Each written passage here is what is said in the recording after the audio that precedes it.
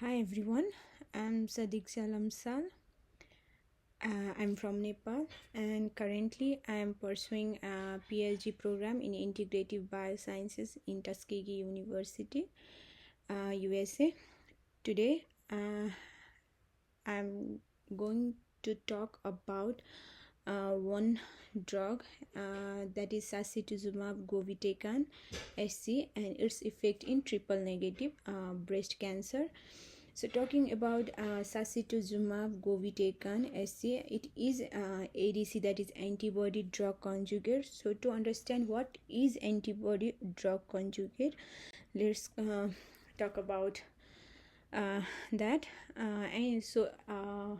Antibody drug conjugates are the biopharmaceutical products in which there is monoclonal antibody linked to a small molecule drug with the help of stable linker. So there is monoclonal antibody and there is small molecule drug, which is the actual effector in this ADC, and those two are linked together, connected together by the help of a linker. And these ADCs are widely used in management or treatment of cancer. So why ADC? So ADC has antibodies that are specific to certain tumor antigens. So they direct themselves, they channel the drug to a specific tumor cells, which kills the cancer cells while sparing healthy cells and minimizing the collateral damage. Now let's talk about the components of ADC. There is antibody, there is cytotoxic agent, that is payload, which is the ultimate effector component of an ADC, and there is linker. The antibody has high affinity for tumor antigen. They also should have long circulating half-life in the circulation, and they should have minimum immunogenicity, meaning that the host should not attack the host immune system should not attack the drug itself. The cytotoxic agent are the ultimate effector component of the ADC, and they are highly potent, and they either target DNA or tubulins, that is microtubulins, during mitosis cell division, and they should be stable in circulation. The other component is linker, and it connects the cytotoxic payload, that is the main drug and monoclonal antibody, and it helps to maintain the ADC stability of the ADC. It helps to maintain stability of the ADC in the circulation, and it should have the ability to be rapidly cleaved once it is internalized into the tumor cells, so that the actual drug can be released inside the cells. So let's talk about the actual drug, that is sacituzumab govitecan SC. The antibody, the monoclonal antibody in these SC are humanized anti-TROP2 antibody, which are directed toward TROP2, that is trophoblast cell surface antigen 2, which are present in epithelial cell surface. These are epithelial antigen, and they are highly expressed on many solid cancer. And the SN38 is the payload that is present in SG, and they are the metabolite of topoisomerase I inhibitor, that is it inhibits the topoisomerase I enzyme during a DNA replication. And the linker that connects the antibody, that is humanized anti-TROP2 antibody and SN38 payload, are hydrolyzable linker, and the drug to antibody ratio is 7.6:1. That is, one antibody consists of around 7 to 8 molecules of drug.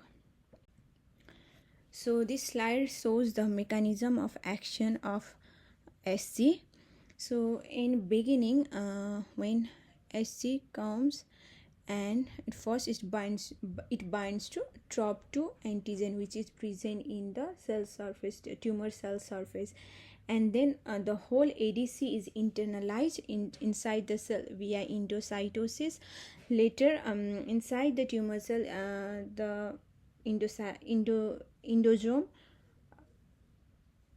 forms degrades into lysosomes, and once there is lysosomes, when the pH of the lysosome is acidic, and the hydrolyzable linker present in SC are hydrolyzed due to low pH, acidic pH, and the SN38 that are the drug, actual drug, that they are released, and then these SN38 go and inhibits the topoisomerase first, and then inhibits the DNA replication, causing severe DNA damage, eventually causing apoptosis of target tumor cell and cell death. And there is also a bystander effect on adjacent tumor cells. When these SN38 are released, they travel to the neighboring cells, and they can also inhibit the topoisomerase first and DNA replication in those adjacent tumor cells.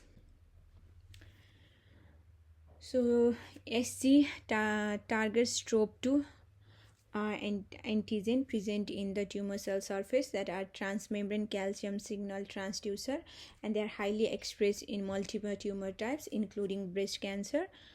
TROP2 promotes cell proliferation, survival, and migration, and they also help in epithelial to mesenchymal transition. And the SN38, which is the cytotoxic payload present in SC, primarily affects the cell in S phase stage, where there is DNA replication taking place. So it leads to the S phase arrest. In the beginning, there is single strand DNA break, and when these when there is severe single strand DNA break, that will it will eventually lead to double strand breaks. So now about SC has been approved by FDA in 2020 to use for the use in patients. So after the ASCENT trial, so let's talk a little bit about that ASCENT trial. That ASCENT trial was conducted from 2017 to 2020. It was phase third randomized clinical trial. Basically, phase third trial is the trial that is the final trial that is done before the drug is approved by the regulatory bodies, in case of USA by FDA. So in this trial, they compared SG versus standard chemotherapy, and the population were the patients with metastatic TNBC, triple negative breast cancer, who had already received 2 or more systemic therapies, such as hormonal therapy or chemotherapy or immunotherapy. And they found that the progression-free survival for SG was around 5.6 months, while for chemo it was only 1.7 months, and the overall survival of for SG was 12.1 months, and chemo was 6.7 months. In this trial, showed that SG showed significantly superior efficacy compared to standard traditional chemotherapy. That's why it was approved by FDA in 2020. For the treatment of metastatic TNBC patients who have already received 2 or more systemic therapies. So let's talk about TNBC. Why TNBC? So TNBC are triple negative breast cancer cells. They lack estrogen receptor, progesterone receptor, and human epidermal growth factor receptor 2. These receptors are primarily target for the chemotherapeutic drugs that are available in present time. Since this TNBC lacks these receptors, so there are no hormonal therapy, as well as there is no HER2 targeted therapy. And TNBC represents 10 to 15% of the breast cancer population. Also, there is higher incidence in younger women who are less than 40 years of age. And in context of racial disparity, also there is high mortality by TNBC in African American women. It is also highly aggressive. The prognosis is poor, and the mortality is also high. In this diagram, in this bar graph on the right, we can see that the incidence of breast cancer is high in white population, but compared to the black population, but the mortality is high in black population compared to white. That's why it is necessary to develop targeted therapies for triple negative breast cancer. So connecting triple negative breast cancer and HG, which is the drug, ADC drug. HG targets TROP2 antigen, which is highly expressed in TNBC. HG release SN38, which is the active metabolite directly into tumor cells, and as a result, the drug specificity is also improved, and hence reduces the systemic toxicity compared to a traditional chemotherapy. Although from previous slides I explained that there was ASCENT trial and there was clinical success. However, the mechanism of how HG works are still unclear. Why some TNBC cells respond strongly and others do not, and which molecular pathways are involved beside topoisomerase I, and then what is the mechanism of resistance. So there is need to connect this SC and TNBC research.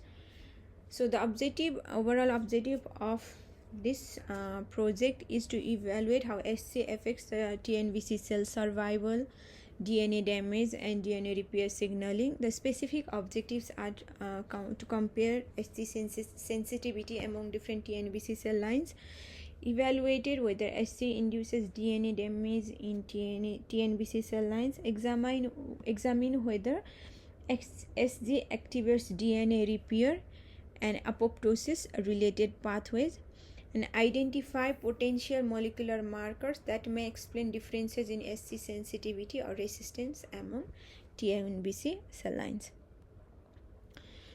So this is one experiment that I did in the lab, which is cell viability test.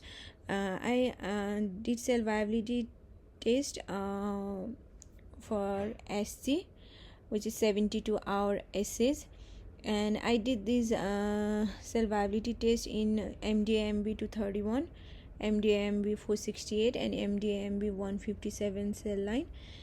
And MDAMB 231 represents the Caucasian white population, and 468 and 157 represents the black population, African American population. So here I found that the 231 cell line was not sensitive compared to 468 and 157 cell line. 468 cell line were highly sensitive,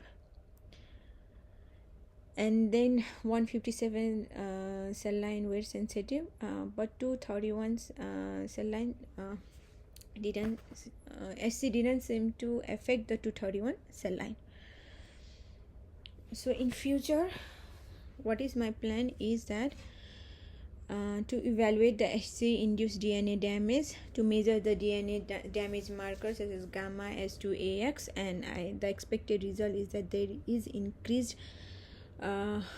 presence of gamma S2AX, as there should be more DNA damage, and evaluate the activation of alternative DNA repair pathways such as PARP1. So when SC is doing its thing, causing DNA damage, the alternative pathways such as PARP1 can come into play and start to repair those DNA damage and reduce the efficacy of SG. So I want to see if there is activation of the PARP1. I want to measure PARP1 expression and activity post treatment in treated versus untreated cells. And at last, I am also planning to conduct RNA sequencing on treated versus untreated cells and identify differentially expressed genes in sensitive and resistant cell lines. So in conclusion, SG are the targeted delivery of a potent cytotoxic payload to TROP2 expressing tumor cells. Ascent trials has established that there is significant improvement by SC in progression-free and overall survival in metastatic TNBC patients. However, clinical success alone does not fully explain the variability in patient response and the mechanism underlying resistance. So this study aims to address that gap by investigating SC in different TNBC cell lines to understand the molecular mechanism of SC. Thank you everyone. Have a nice time.